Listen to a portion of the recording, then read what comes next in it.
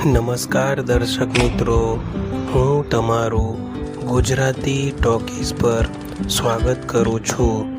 આજે આપણે વાત કરીશું ભારતની પહેલી સંપૂર્ણ ફિલ્મ રાજા હરીશ્ચંદ્ર જે 1913 વિશે, જેઓ આપણે ભારતીય સિનેમાના પિતા એવું કહેવામાં આવતું હતું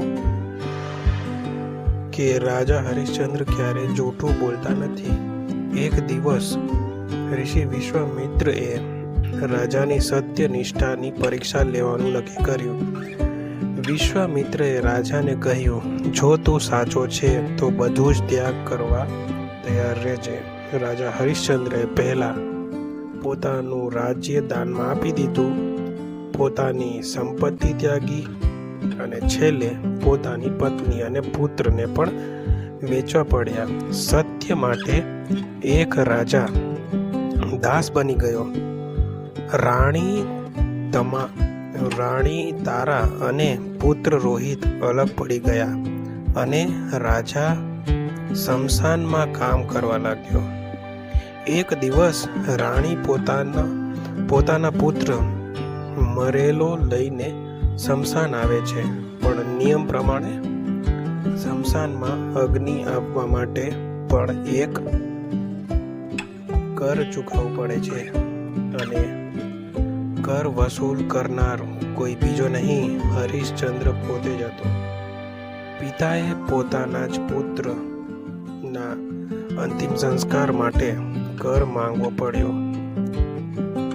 આ દ્રશ્ય ભારતીય સિનેમાના સૌથી દુઃખદ દ્રશ્યોનું એક છે. રાજાની સત્યનિષ્ઠા જોઈ દેવતાઓ પ્રસન્ન થયા.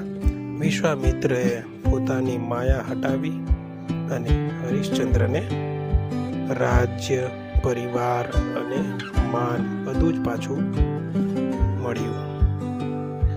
સત્ય જીત્યું, ધર્મ જીત્યું.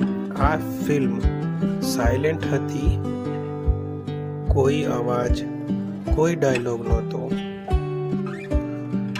સ્ત્રી અભિનેત્રી ન મળતા રાણીનું પાત્ર એક પુરુષે ભજવ્યું હતું. રિલીઝનો વર્ષ હતો 1913, જેના ડિરેક્ટર હતા દાદા સાહેબ ફાળકે. જો તમને આવી ફિલ્મોની કહાની, સિનેમાઓની ઇતિહાસ, જૂની ફિલ્મોની વાતો ગમે છે તો લાઈક કરો, શેર કરો